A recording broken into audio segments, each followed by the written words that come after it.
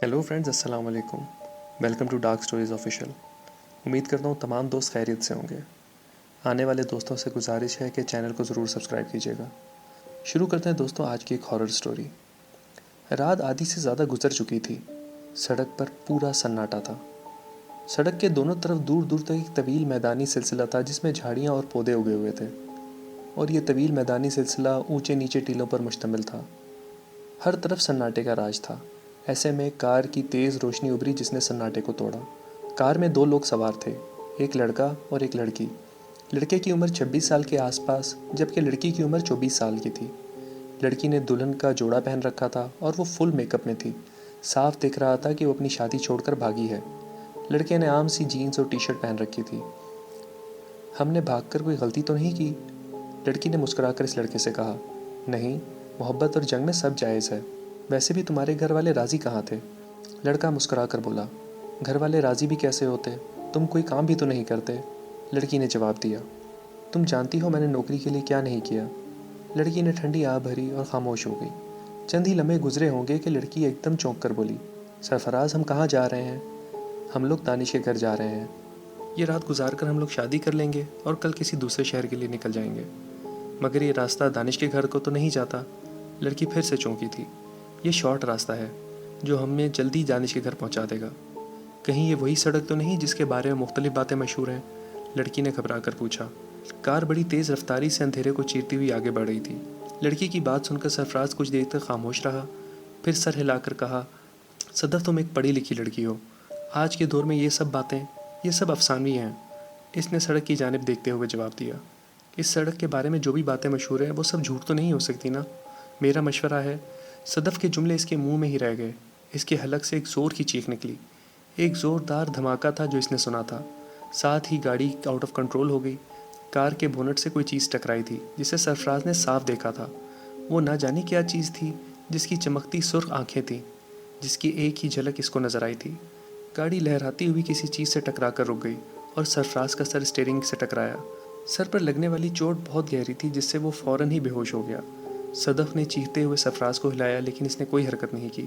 बाहर बिल्कुल सन्नाटा था। कार में सरफराज बेहोश पड़ा था और सदफ अकेली थी। दिल में अजीब अजीब ख्यालात आने लगे। इस सड़क से जुड़े तमाम वाक़यात इसके दिलो दिमाग में घूमने लगे। अगर इसको पता होता कि सरफराज इस सड़क से कार गुजारेगा तो कभी इसे इस सड़क पे जाने ना देती। लेकिन अब क्या हो सकता था? कुछ तो करना था। सदफ डरते डरते कार से उतरी।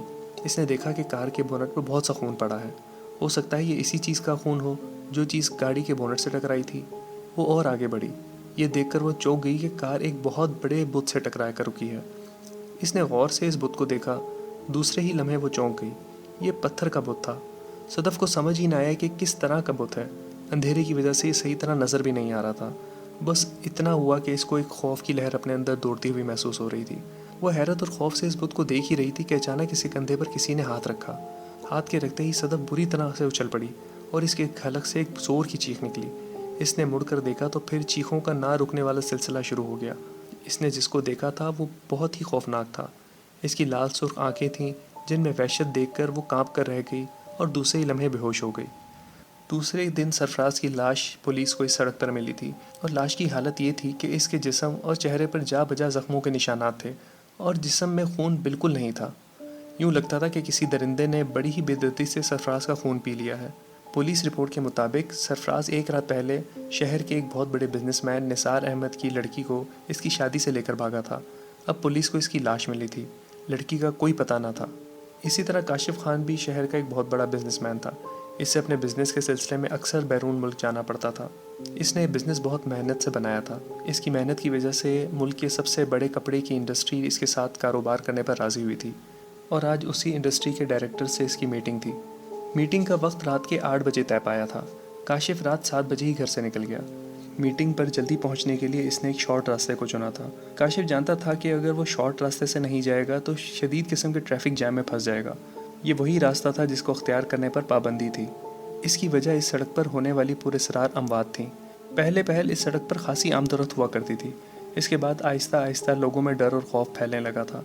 बहुत जल्द ये सड़क खूनी सड़क के नाम से मशहूर हो गई थी। इसकी वजह लोगों की लाशें थीं जो इस सड़क से मिला करती थीं। लाशों के चेहरे और जिस्म पर ज़ख्मों के जा बजा निशानात होते और जिस्म में खून ना होने के बराबर होता। جس سے ایسا لگتا کہ یہ کسی درندے کا کام ہے۔ جب اس طرح کے واقعات بہت زیادہ بڑھ گئے تو گورنمنٹ نے ایک انکوائری ٹیم بنائی، لیکن اس ٹیم کے ممبر بھی ان حادثات کا شکار ہو گئے۔ جو زندہ بچنے میں کامیاب ہو سکے ہمیشہ کے لیے پاگل ہو گئے۔ ان کے چہروں پر ایسا خوف پایا جاتا جو کہ ناقابل بیان ہوتا۔ لوگوں نے ان واقعات کے بارے میں بہت سی کہانیاں بنا لی تھیں۔ کوئی یہ کہتا کہ یہ کوئی بدروحوں کا گروہ ہے جو لوگوں کو ورغلا کر ان کا خون پی جاتا ہے۔ کوئی آدم خور شیر کی داستان سناتا، مگر ایک روایت بہت زیادہ مشہور تھی۔ کہا جاتا ہے کہ کسی زمانے میں یہاں پر کسی ملک کے باغیوں کا گروہ آ کر رہنے لگا۔ یہ گروہ زندگی گزارنے کے لیے ڈاکے مارا کرتا تھا۔ جب یہ واقعات بہت زیادہ بڑھ گئے تو گورنمنٹ نے پولیس فورس کو ان سے نمٹنے کے لیے بھیجا۔ ڈاکو تو محفوظ رہے مگر پولیس والے کبھی واپس نہ آ سکے۔ اس کے بعد گورنمنٹ کوئی اور قدم اٹھاتی، ملک میں طاعون کی بیماری پھیل گئی جس سے پورا ملک شدید متاثر ہوا۔ طاعون اس علاقے میں بھی پھیلا تھا۔ چونکہ یہ لوگ مفرور تھے اس لیے ان کی کوئی مدد نہ کی گئی، جس کی وجہ سے یہ سارا قبیلہ بیماری کا شکار ہو کر مارا گیا۔ اس کے بعد لوگ یہ سمجھنے لگے کہ ان مجرموں کی بدروحیں اس علاقے میں لوگوں کو مارتی پھرتی ہیں۔ اسی وجہ سے اس سڑک پر آنے جانے پر پابندی لگا دی گئی اور اس سڑک سے گزرنا بند کر دیا گیا۔ لیکن پھر بھی بہت سے من چلے اس سڑک پر جاتے اور پھر کبھی واپس نہ آتے، اور پھر ان کی لاشیں بھی اسی وحشت زدہ حالت میں ملتیں۔ کاشف بڑے اس پرسکون انداز میں گاڑی چلاتا ہوا آگے بڑھ رہا تھا۔ دل ہی دل میں ان لوگوں پر ہنس رہا تھا جو اس سڑک کو آسیبی کہتے تھے۔ ابھی تک اس کے ساتھ کوئی ایسی واردات نہیں ہوئی تھی جو کہ غیر معمولی ہو۔ سڑک کے دونوں طرف میدانی سلسلہ تھا جس میں جھاڑیاں اور اونچے اونچے ٹیلے کافی تعداد میں موجود تھے۔ کاشف کو کار چلاتے ہوئے 10 منٹ سے زیادہ گزر گئے مگر سڑک ختم ہونے کا نام ہی نہیں لے رہی تھی۔ وہ سوچ میں پڑ گیا۔ اس کے اندازے کے مطابق راستہ اتنا زیادہ نہیں تھا۔ زیادہ سے زیادہ 15 منٹ کے بعد اسے مین روڈ پر ہونا چاہیے تھا جہاں سے ہوٹل سیگل کا راستہ شروع ہوتا تھا۔ اچانک اس کی نظر فیول میٹر پر پڑی۔ فیول کا نشان بتانے والی سوئی زیرو کی طرف اشارہ کر رہی تھی، مطلب پیٹرول ختم ہونے والا تھا۔ اب کاشف کو شدید پریشانی ہونے لگی۔ میٹنگ کا وقت بھی شروع ہونے والا تھا۔ اچانک گاڑی نے جھٹکے لینے شروع کر دیے۔ کچھ دیر کے بعد گاڑی لہراتی ہوئی سڑک کے دائیں طرف کچے میں اتر گئی۔ کار کا فیول میٹر زیرو کی ریڈنگ شو کر رہا تھا اور کار رک چکی تھی۔ او میرے خدا، اب کیا ہوگا؟ کاشف کار سے نکل کر بڑبڑایا۔ اس نے گھڑی دیکھی تو رات کے 10 بج رہے تھے۔ وہ اور پریشان ہو گیا۔ کمپنی کے لوگ کاشف کا انتظار کر رہے ہوں گے۔ اگر وہ لوگ انتظار کر کے چلے گئے تو بزنس مارکیٹ میں اس کی کمپنی کا نام کافی خراب ہو جائے گا۔ وہ بہت پریشان تھا۔ دور دور تک ویرانے اور سناٹے کا راج تھا۔ اس کی سمجھ میں نہیں آ رہا تھا کہ وہ کیا کرے۔ اچانک اس کو اپنے فون کا خیال آیا۔ اس نے فوراً ہی اپنی جیب سے موبائل نکالا۔ یہ دیکھ کر اس کو شدید قسم کی مایوسی ہوئی کیونکہ فون بند تھا۔ کاشف کی سمجھ میں نہیں آ رہا تھا کہ فون کیوں بند ہے۔ اس کی یہ عادت ہمیشہ سے تھی، جب بھی وہ گھر سے نکلتا تو اپنا فون چارج کر کے ہی نکلتا تھا، لیکن آج تو بالکل ہی انہونی ہوئی تھی۔ شدید سردی کا احساس بھی ستا رہا تھا۔ گاڑی میں بیٹھے کچھ ہی لمحے گزرے ہوں گے کہ کاشف ایک عجیب سی آواز سن کر چونک پڑا، جیسے کوئی پائل پہنے چھن چھن کرتا چلا آ رہا ہے۔ کاشف کار سے نکل آیا۔ جیسے ہی وہ گاڑی سے باہر نکلا دور دور تک سناٹا اور خاموشی تھی، لیکن پائل کی آواز برابر اس کے کانوں کو سنائی دے رہی تھی۔ خوف کا احساس اس کے دل میں سرایت کرنے لگا۔ ویرانے اور سناٹے میں پائل کی آواز اچھے خاصے لوگوں کا خون خشک کر دیتی ہے۔ کاشف کو وہ ساری پراسرار کہانیاں یاد آنے لگیں جو کہ اس سڑک کے بارے میں مشہور تھیں۔ وہ ادھر ادھر دیکھ ہی رہا تھا کہ اچانک اس کو دور سے روشنی اپنی طرف آتی نظر آئی۔ اس نے غور سے دیکھا تو کوئی انسان ہاتھ میں لالٹین لیے چلا آ رہا ہے۔ جیسے ہی وہ انسان قریب آیا تو یہ دیکھ کر کاشف حیران ہو گیا۔ وہ ایک لڑکی تھی جو کہ دیکھنے میں دیہاتی معلوم ہوتی تھی۔ اس لڑکی نے گھاگرا چولی پہن رکھا تھا جو کہ اکثر و بیشتر اس علاقے کے بنجارے پہنا کرتے تھے۔ اس لڑکی نے ایک دیہاتی لہجے میں کاشف سے کہا، بابو کیا گاڑی خراب ہو گئی ہے؟ نہیں، گاڑی تو ٹھیک ہے مگر پیٹرول ختم ہو گیا ہے۔ بس اب انتظار ہے کوئی مدد آ جائے۔ مگر تم اس ویرانے میں کیسے؟ کاشف نے حیرت سے پوچھا۔ بابو یہاں تھوڑی دور ایک بستی ہے جہاں ہمارا گھر ہے، ہم بھولے بھٹکے راہگیروں کی مدد کرتے ہیں۔ لڑکی مسکرا کر بولی، میں نے تو سنا ہے یہاں کوئی آبادی نہیں ہے اور اس سڑک پر سفر کرنا بھی منع ہے۔ وہ حیرت بھرے لہجے میں بولا۔ لالٹین کی روشنی میں اس نے دیکھا کہ اس کی بات سن کر لڑکی کے چہرے پر ایک رنگ سا آ کر گزر گیا ہے، جیسے وہ یکدم گڑبڑا سی گئی ہو۔ دوسرے ہی لمحے وہ مسکرا کر بولی، نہیں بابو، یہاں ایک ڈاکوؤں کا گروہ ہے جو عوام کو پریشان کرتا ہے، لوگوں سے لوٹ مار کرتا ہے۔ اچھا بابو، تم ہمارے گھر چلو، رات ہمارے گھر میں گزار لینا، صبح کوئی نہ کوئی گاڑی گزرے گی تو پھر پیٹرول کا بھی کچھ انتظام ہو جائے گا۔ کاشف نے دل میں سوچا کہ ساری رات گاڑی میں گزارنے سے بہتر ہے کہ لڑکی کے ساتھ چلا جائے، صبح ہو جانے پر دیکھا جائے گا، کیونکہ ابھی دوسری کسی گاڑی کے گزرنے کے کوئی آثار نہیں تھے۔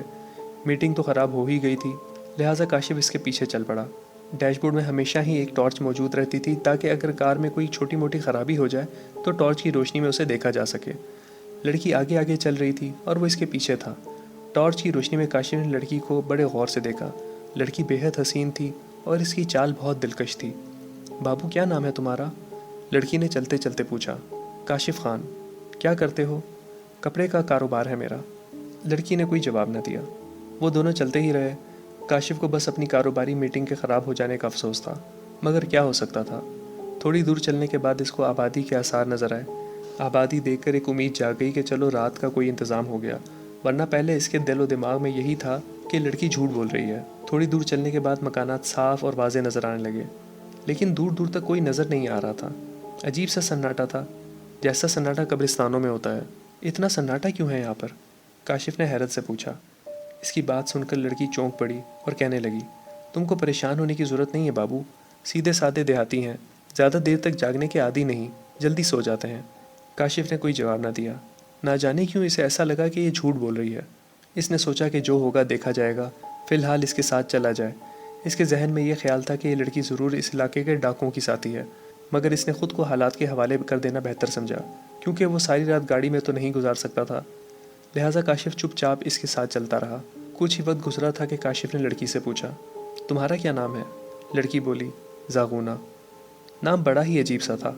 ऐसा नाम तो इसने ज़िंदगी में पहली बार ही सुना था, मगर इसका दिल रखने के लिए इसके नाम की तारीफ़ करते हुए कहा, बहुत खूबसूरत नाम है, जो कि तुम पर बहुत जचता है। अपनी तारीफ़ पर काशिफ ने इसके होठों पर एक बिल्कुल खोखली मुस्कुराहट देखी। अचानक लड़की ने मुस्कुराकर काशिफ को कहा, तुम मुझे बहुत वहमी इंसान मालूम होते हो। अगर बस्ती में सन्नाटा है तो इसमें हैरत वाली क्या बात है? शायद मैंने गलत कहा हो, लेकिन मुझे ना जाने क्यों ऐसा लग रहा है कि मेरे कदम किसी बस्ती की बजाय कब्रिस्तान की तरफ जा रहे हैं। लड़की ने कोई जवाब ना दिया, बस अजीब अंदाज में मुस्कुरा कर रह गई। काशिफ को ऐसा महसूस हो रहा था कि इसके इर्द गिर्द कोई अंधेरा सा जाल है जिसमें वो फंस रहा है। कुछ दूर चलने के बाद चांद की रोशनी में काशिफ को पत्थर का एक बुत नजर आया। पत्थर के इस बुत को देखकर हैरान हुए बगैर ना रह सका। ये एक अजीब सा बुत था जिसको वो कोई नाम ना दे सका। टॉर्च की रोशनी में इसने देखा कि यह बुत किसी औरत का था, जो कि बहुत खूबसूरत था। अजीब बात यह थी कि इस बुत को देखकर काशिफ को अपने अंदर एक सर्द सी लहर दौड़ती महसूस हुई थी। ये किसका मुजस्मा है? काशिफ ने जागूना से पूछा। यह हमारी देवी है रामोना, हम इसकी पूजा करते हैं। यही तो है जो हमें मौत के बाद ज़िंदगी देगी। जागूना ने अकीदतमंदाना अंदाज में जवाब दिया। कुछ ही देर के बाद वो बस्ती के अंदर दाखिल हो गए। बस्ती के अंदर मज़ीद हैरतों का सामना करना पड़ा। इस बस्ती को देखकर ऐसा लगता था कि वो किसी दफनशुदा शहर में आ गया हो। यूँ लगता था कि ये बस्ती आसार कदीमा की दरियाफ्त हो। कोई भी मकान सही हालत में नहीं था, सब टूट फूट चुके थे। अक्सरियत तो ऐसे मकानों की थी जो बिल्कुल खंडर मालूम होते थे। अगर वो मजबूत आसाब का मालिक ना होता तो शायद बेहोश होकर गिर जाता। रात के अंधेरे में लालटेन की रोशनी में एक पुरस्रार लड़की काशिफ को एक ऐसी बस्ती में ले आई थी जो कि ज़्यादातर उजाड़ और वीरान मालूम होती थी। अब तो वो सारी और पुरस्रार खौफनाक कहानियाँ याद आने लगी जो इस सड़क के बारे में मशहूर थी। एक सर्द सी लहर इसको अपने जिस्म में दौड़ती महसूस होने लगी। काशिफ ने सोचा, जो होगा देखा जाएगा। इसने अपने आप को हालात का मुकाबला करने के लिए तैयार कर लिया था। वो दोनों चलते हुए एक ऐसे मकान में दाखिल हुए जो कि दूसरे मकानों की तरह उजाड़, वीरान और खंडर सा बना हुआ था। लड़की इसको लेकर एक ऐसे कमरे में पहुंची जहां दीवार पर एनर्जी सेवर की जगह बड़ी बड़ी मोमबत्तियां रोशन थीं, जो देखने में बहुत ही खौफनाक तासुर पेश कर रही थी। न जाने क्यों इसे सारा माहौल असेबी लग रहा था। कमरे की दीवारें स्याह थीं। सीधे हाथ वाली दीवार के साथ एक चारपाई बिछी हुई थी जिस पर एक पुराना सा गद्दा था। दीवार के दूसरी तरफ काई ज़दा मटका और एक गिलास मौजूद था। क्या इस घर में तुम्हारे अलावा कोई नहीं है? काशिफ ने हैरानी से पूछा। नहीं, मैं यहाँ अकेली रहती हूँ, लेकिन तुम परेशान मत हो, सुबह होते ही चले जाना। जागूना मुस्कुराई। मगर क्या बस्ती के दूसरे लोग तुम्हारे घर में किसी अजनबी मर्द की मौजूदगी पर एतराज़ नहीं करेंगे? ओहो, तुम इसकी फ़िक्र ना करो, यहाँ कोई किसी के ज़ाती मामले में दखल नहीं देता। मैं तुम्हारे लिए कुछ खाने को लाती हूँ। इतना कहकर वो इसका जवाब सुने बगैर ही बाहर निकल गई। काशिफ कुछ देर तक पत्थर के बुत की तरह खड़ा रहा और फिर एक लंबा सांस लेकर चारपाई पर बैठ गया। इसकी समझ में नहीं आ रहा था कि वो क्या करे। इसकी छठी हिस्स किसी खतरे का एहसास दिला रही थी, लेकिन वो कहीं जा भी नहीं सकता था क्योंकि इसकी गाड़ी भी ख़राब थी। जागूना इसको इस आसेबी कमरे में छोड़कर इसके लिए खाने पीने का इंतज़ाम करने चली गई थी। काशिफ को चारपाई पर बैठे हुए थोड़ी ही देर गुजरी होगी कि इसको अचानक कदमों की आहट सुनाई दी। इसने सर उठाकर देखा तो जागूना हाथ में एक थाल लिए खड़ी थी। जागूना को देखकर इसकी रीढ़ की हड्डी में सनसनाहट दौड़ गई। जागूना ने अपने जिस्म पर सिर्फ एक चादर ओढ़ रखी थी। काशिफ की नज़रें खुद ब खुद नीचे झुक गईं। लो बाबू, खाना खाओ, ये कहकर इसने काशिफ की जानिब थाल बढ़ा दिया। इसने फ़ौरन हाथ बढ़ाकर थाल ले लिया। थाल लेते हुए काशिफ के हाथों की उंगलियां इसके हाथों से टकराईं। उंगलियां इसके हाथों से टकराते ही हैरत का एक शदीद झटका सा लगा। زاغونا کا ہاتھ بےحد گرم تھا، یوں لگتا تھا جیسے کسی گرم لوہے سے اس کے ہاتھ ٹکرا گئے ہوں۔ اس نے حیرت بھری نظروں سے اس کی جانب دیکھا لیکن کہا کچھ نہیں۔ لیکن زاغونا اس کی نگاہوں کا مطلب سمجھ کر مسکرا کر بولی، مجھے بخار ہے بابو۔ کاشف اس کی بات سن کر چونک پڑا اور بولا، کہیں سے بھی تمہاری باتوں سے مجھے ایسا نہیں لگا کہ تم بیمار ہو۔ اس کے لہجے میں حیرت تھی۔ میں کیا کروں بابو، میں ایسی ہی ہوں، کسی کو تکلیف میں دے کر اپنا درد بھول جاتی ہوں، زاغونا نے مسکرا کر کہا۔ اس نے کوئی جواب نہ دیا اور کھانا کھانے لگا۔ تھال میں چاول تھے اور ان میں بوٹیاں تھیں۔ تم کھاؤ، میں 2 منٹ میں آتی ہوں، اتنا کہہ کر وہ کمرے سے باہر نکل گئی۔ چاول واقعی بہت مزیدار تھے، اتنے لذیذ چاول تو اس نے شہر میں بھی نہیں کھائے تھے۔ کاشف کھانے میں مشغول تھا کہ زاغونا پھر اس کے سر پر آ کھڑی ہوئی۔ اس بار اس کے ہاتھ میں ایک پیالہ تھا جس میں کوئی شربت تھا۔ بابو، تمہارے لیے یہاں کی ایک خاص چیز لائی ہوں، پی کر جی خوش ہو جائے گا تمہارا۔ اتنا کہہ کر اس نے وہ پیالہ کاشف کے ہاتھ میں تھما دیا۔ کاشف جو کہ چاول ختم کر چکا تھا، شربت کا پیالہ لے کر مسکرایا اور بولا، بہت شکریہ تمہارا زاغونا، چاول بہت مزے کے تھے۔ اتنا کہہ کر اس نے دیکھے بغیر ہی شربت سے منہ لگا لیا۔ شربت جیسے ہی اس کے حلق میں اترا، زاغونا کے ہونٹوں پر ایک عجیب سی مسکراہٹ دوڑ گئی۔ شربت کا ذائقہ بہت عجیب سا تھا، لیکن تھا وہ بھی بہت مزیدار۔ شربت پیتے ہی اس کی آنکھیں خمار آلود ہو گئیں۔ اس کے بعد اسے کچھ ہوش نہ رہا اور وہ بے ہوش ہو گیا۔ اچانک ایک تیز قسم کی چبھن سے اسے ہوش آ گیا۔ درد کا شدید احساس کاشف کو اپنے جسم میں محسوس ہو رہا تھا۔ چبھن کا احساس اس کو اپنی گردن کے پاس ہو رہا تھا۔ ساتھ کوئی ٹھنڈی سی شے اپنی گردن کے پاس بہتی محسوس ہو رہی تھی۔ اس نے پوری آنکھیں کھول کر دیکھا تو خوف سے اس کی چیخ نکل گئی۔ زاغونا اس کی گردن پر جھکی ہوئی تھی۔ کاشف نے اپنے جسم کی پوری قوت جمع کر کے زاغونا کو اس زور کا دھکا دیا کہ وہ دور جا گری۔ اس کے ہونٹوں پر خون لگا ہوا تھا۔ اس کو یہ سمجھنے میں بالکل دیر نہ لگی کہ زاغونا ایک چڑیل ہے۔ اس کی گردن پر چبھن کا احساس اس کے دانتوں کا تھا۔ زاغونا کے دور گرتے ہی وہ چارپائی سے اٹھ کھڑا ہوا۔ اس کی گردن سے خون نکل رہا تھا جس سے اس کی پوری بنیان بھیگ چکی تھی۔ کاشف نے فوراً اپنی بنیان اتاری اور گردن کے گرد باندھ دی تاکہ خون رک سکے۔ زاغونا چلاتی ہوئی اٹھی لیکن وہ فوراً ہی کمرے سے باہر نکل بھاگا تھا۔ زاغونا بھی چلاتی ہوئی پیچھے بھاگی تھی۔ اس کی آواز خمار آلود تھی، بابو میں پیاسی ہوں، تیرا خون بہت مزے کا ہے، اب تو سڑک پر بھی کوئی نہیں آتا، تم آئے ہو تو میری پیاس بجھے گی۔ اس کا دل ایک عجیب انداز میں دھڑک رہا تھا۔ چڑیلوں کو کہانیوں میں پڑھا اور فلموں میں دیکھا تھا، لیکن اس کا اتفاق آج پہلی بار ہی ہوا تھا۔ اس کو اب پتہ لگ گیا تھا کہ اس سڑک پر جو لاشیں ملتی ہیں وہ اسی چڑیل کا کارنامہ ہے۔ وہ جس کمرے میں گھسا تھا اس کمرے میں بھی ویسی ہی موم بتیاں روشن تھیں جیسا کہ زاغونا والے کمرے میں روشن تھیں۔ کاشف نے کمرے کو غور سے دیکھا تو اندر کی چیزیں دیکھ کر وہ اور زیادہ دہشت زدہ ہو گیا۔ کمرے کے اندر لاتعداد انسانی کھوپڑیاں اور ڈھانچے موجود تھے جن کا ڈھیر ایک دوسرے کے اوپر تھا۔ نہ جانے کن بد نصیب انسانوں کو مار کر ڈھانچوں میں تبدیل کر دیا گیا تھا۔ وہ فوراً ہی ان ڈھانچوں کے پیچھے جا چھپا۔ اب کسی طرح بھی جان بچا کر یہاں سے نکلنا تھا۔ زاغونا اس کا پیچھا کرتے کرتے آگے ہی نکل گئی تھی۔ اس کو ڈھیر کے پیچھے چھپے تھوڑی ہی دیر ہوئی تھی کہ ایک عجیب سی آواز سن کر وہ چونک گیا۔ وہ آواز اس ڈھیر سے آتی ہوئی محسوس ہو رہی تھی۔ آواز نہایت عجیب سی تھی، درد میں ڈوبی ہوئی جیسے کوئی تکلیف میں ہو، بیمار ہو۔ اس نے چونک کر ادھر ادھر دیکھا تو اس کو ڈھیر میں حرکت ہوتی محسوس ہوئی۔ اچانک ڈھیر میں سے ایک ہاتھ نکلا۔ ہاتھ کے نکلتے ہی اس کی چیخ نکل گئی۔ وہ ایک ایسا انسانی ہاتھ تھا جو آہستہ آہستہ باہر آ رہا تھا۔ اس انسانی وجود کو دیکھ کر کاشف اپنی چیخوں پر قابو نہ رکھ سکا۔ وہ انسانی وجود تھا ہی اتنا خوفناک، اس کا پورا جسم جگہ جگہ سے زخمی تھا جس میں سے خون اور چربی جھانک رہی تھی۔ اس کے چہرے اور آنکھوں کے زخموں پر چھوٹے چھوٹے سفید چاول کے دانے کے برابر کیڑے رینگ رہے تھے جو کہ اسے زخموں پر لگا خون چاٹ رہے تھے۔ وہ خوفناک انسان کاشف کی جانب بڑھا۔ وہ ڈھانچوں پر پیر رکھتا ہوا آگے بڑھ رہا تھا۔ جس بھی ڈھانچے پر پیر رکھتا ایک چیخ کی آواز بلند ہوتی۔ اس نے سوچا کہ اگر میں جان بچا کر بھاگا نہیں تو وہ مجھے جان سے مار دے گا۔ وہ خوفناک انسان جیسے ہی اس کے قریب پہنچا اور اس نے کاشف کی گردن پر ہاتھ ڈالنا ہی چاہا، اسی وقت کاشف فوراً سے ایک طرف جھکا اور گھوم کر ایک زور کی لات اس کی پیٹھ پر ماری اور بھاگ کھڑا ہوا اور پیچھے مڑ کر نہ دیکھا۔ جیسے ہی کاشف کمرے سے باہر نکلا، سامنے زاغونا کھڑی نظر آئی۔ اسے دیکھ کر وہ مکروہ انداز میں ہنسی اور چیختی ہوئی اس کی طرف بھاگی۔ کاشف بوکھلا کر پلٹا تو یہ دیکھ کر چونک گیا کہ اس کے پیچھے وہی خوفناک انسان کھڑا تھا۔ صورتحال اب یہ تھی کہ کاشف کے سامنے زاغونا اور پیچھے وہی خوفناک انسان کھڑا تھا۔ موت اس سے صرف چند قدموں کے فاصلے پر تھی۔ اگر وہ بھاگنا چاہتا تو بھاگ نہیں سکتا تھا۔ ذلموس، دفع ہو جا یہاں سے، یہ میرا شکار ہے، زاغونا اس خوفناک انسان کی جانب دیکھ کر بولی۔ اس کی آواز سے غصہ ظاہر ہو رہا تھا۔ جواباً اس خوفناک انسان کے لب ہلے۔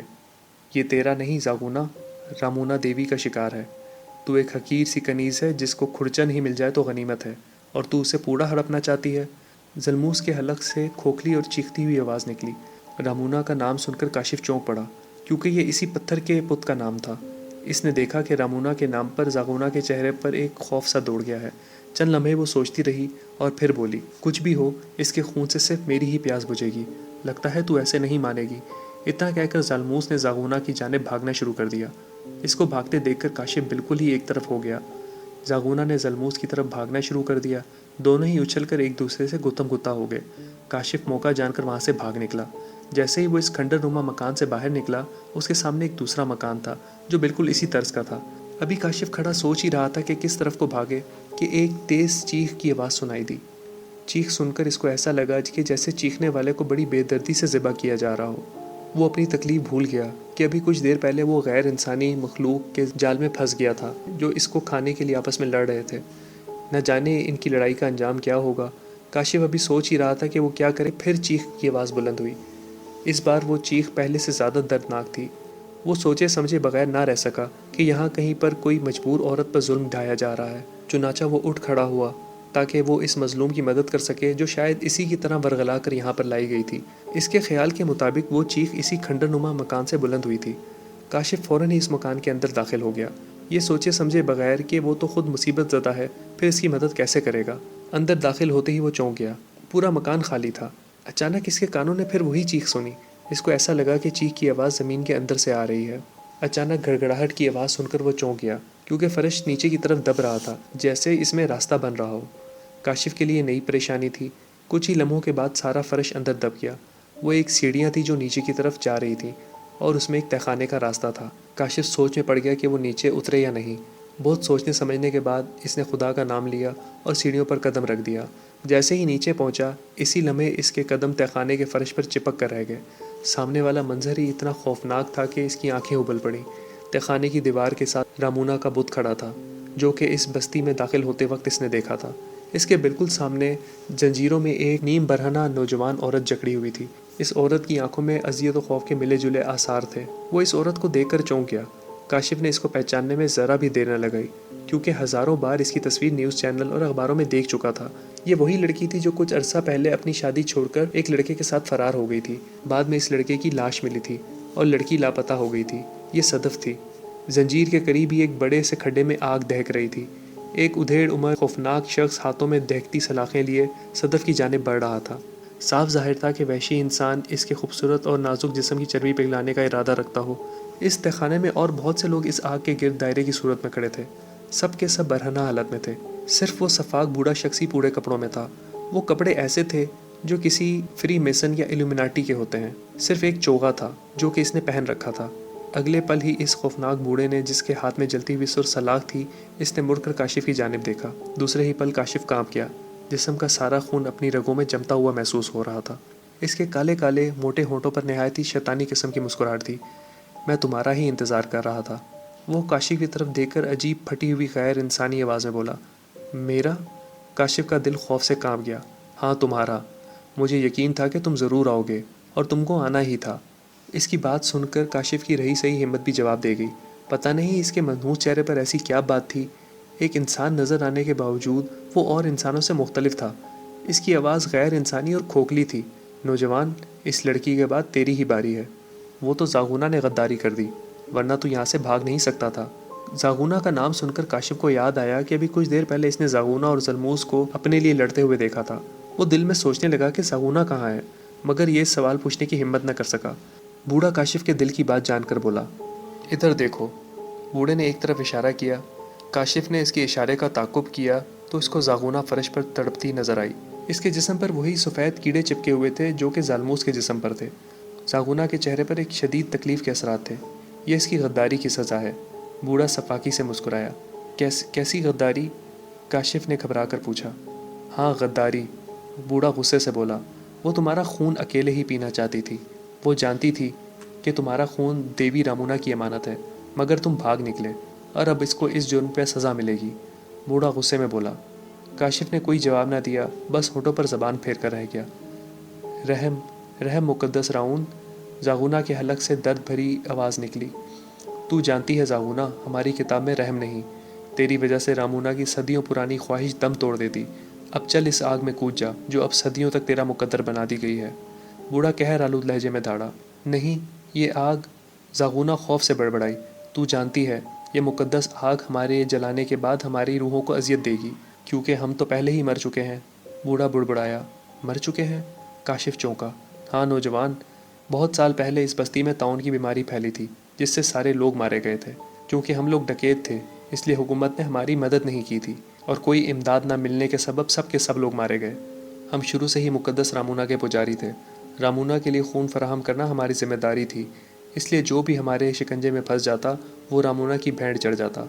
طاعون کی وجہ سے ہم لوگ مارے گئے، مگر ہماری روحوں کو مقدس رامونا نے فنا ہونے نہیں دیا۔ پھر ہم باہر کے لوگوں سے بدلہ لینے لگے۔ لوگ اپنی گاڑیوں میں یہاں آتے، ہم ان کے جسم کا سارا خون پی لیتے اور لاش لوگوں میں خوف پیدا کرنے کے لیے سڑک پر چھوڑ دیتے۔ اس کی بات سن کر کاشف کی آنکھیں خوف سے ابل پڑی۔ وہ سمجھ گیا تھا کہ وہ اس خون پینے والی خون آشام روحوں کے چکر میں پھنس گیا تھا۔ بوڑھا چند لمحے تک زاغونا کو دیکھتا رہا اور پھر بولا، زاغونا، آگ میں چھلانگ لگا دو ورنہ تمہاری سزا کی مدت بڑھا دی جائے گی۔ دوسرے ہی پل زاغونا تڑپتے ہوئے اٹھی اور مرے مرے قدموں سے اس کھڈے میں چھلانگ لگا دی جس میں آگ دہک رہی تھی۔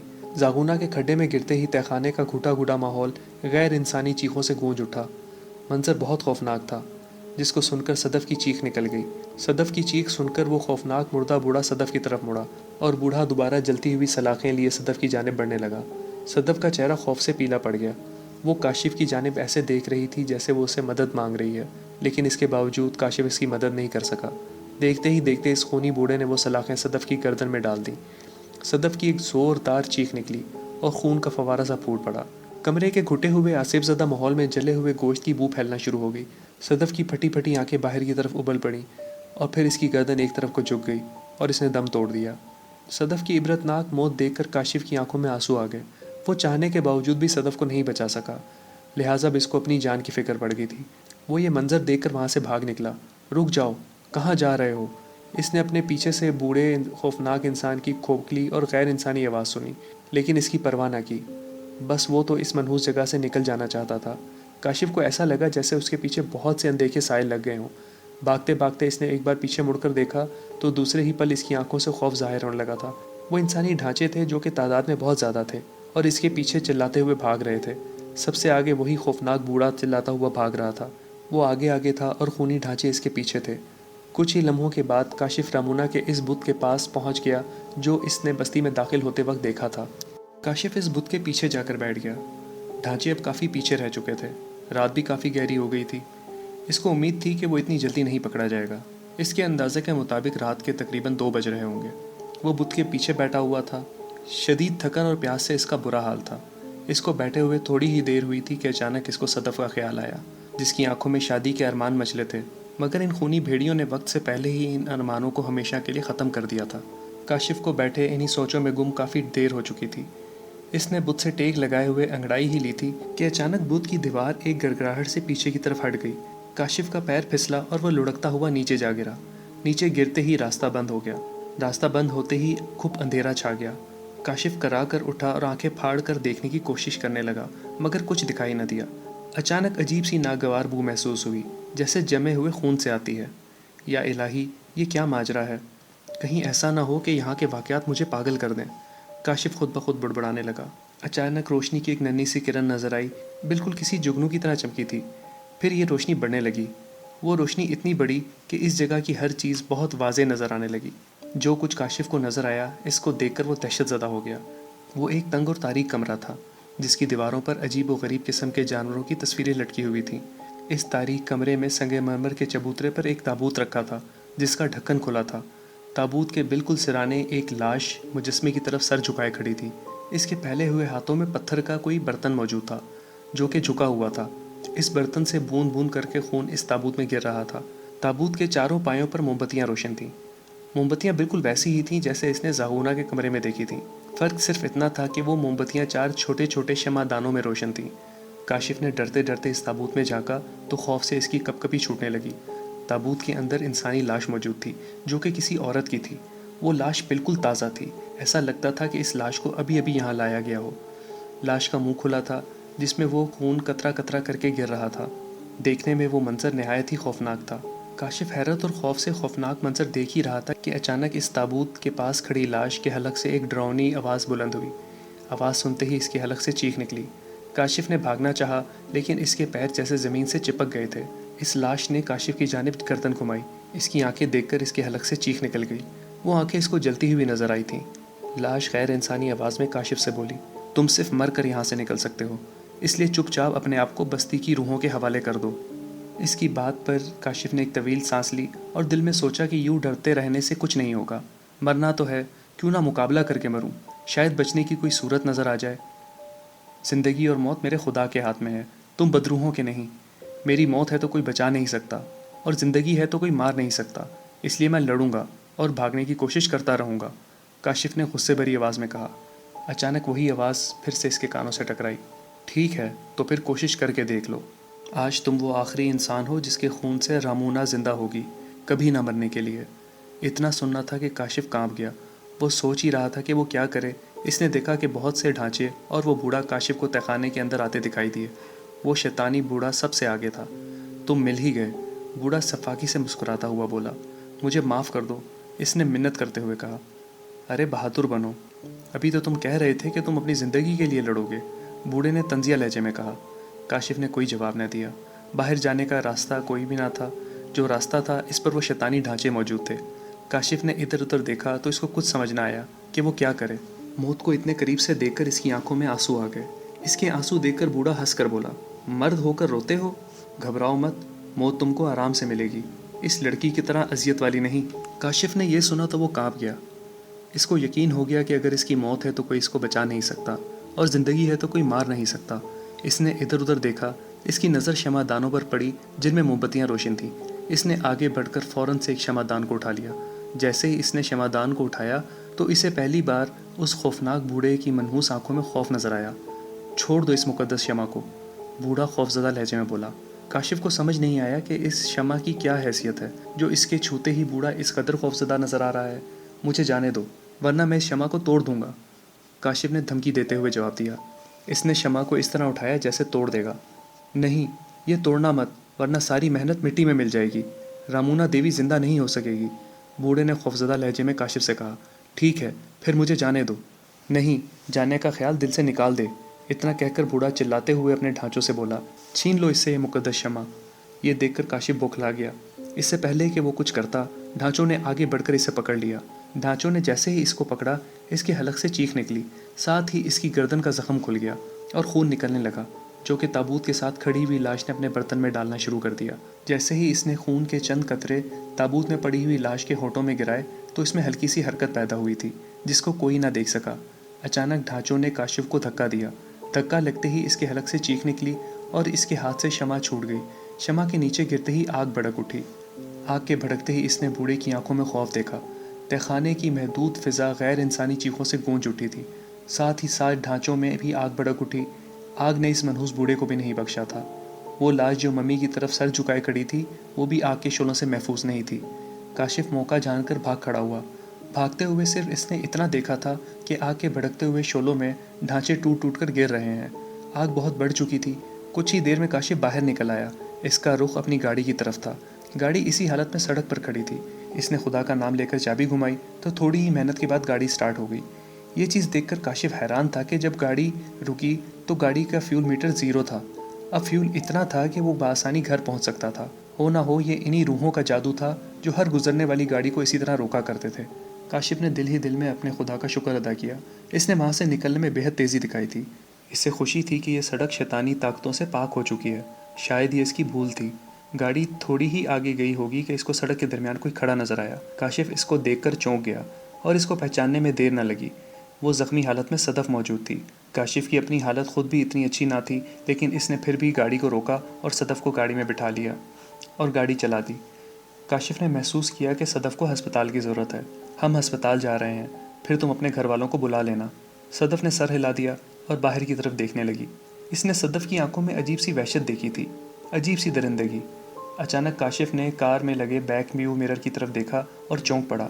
بیک ویو مرر کا رخ صدف کی جانب تھا، لیکن اس میں صدف کا عکس کہیں نہیں دکھائی دے رہا تھا۔ کاشف نے خوفزدہ نظروں سے صدف کی جانب دیکھا اور اسی وقت گاڑی روک دی۔ صدف نے خوفناک مسکراہٹ سے کاشف کی طرف دیکھا اور بولی، رامونا کا جسم تو ختم ہو گیا، مگر اس کی روح زندہ ہے جو اب اس جسم میں موجود ہے۔ کاشف نے یہ سنا تو اس کے حلق سے چیخ نکل گئی۔ صدف کے زخمی ہاتھ اس کی گردن کی جانب بڑھ رہے تھے۔ دوسرے دن پولیس نے کاشف کو اس حالت میں پایا کہ وہ حلق پھاڑ پھاڑ کر چلا رہا تھا۔ اس کا ذہنی توازن خراب ہو چکا تھا اور وہ پاگل ہو چکا تھا۔ کار میں صدف بے ہوش حالت میں پائی گئی تھی اور اس کو ہسپتال میں ایڈمٹ کر دیا گیا تھا۔ کوئی یہ نہیں جانتا تھا کہ صدف کے روپ میں رامونا اس دنیا میں واپس آ چکی تھی، بربادی اور تباہی پھیلانے۔ یہ تھی دوستو آج کی ہارر سٹوری۔ امید کرتا ہوں آپ کو ضرور پسند آئی ہوگی۔ کائنڈلی لائک، سبسکرائب اور شیئر ضرور کیجیے گا۔ ملتے ہیں ایسی ہی نیکسٹ انٹرسٹنگ سٹوری میں۔ اللہ حافظ۔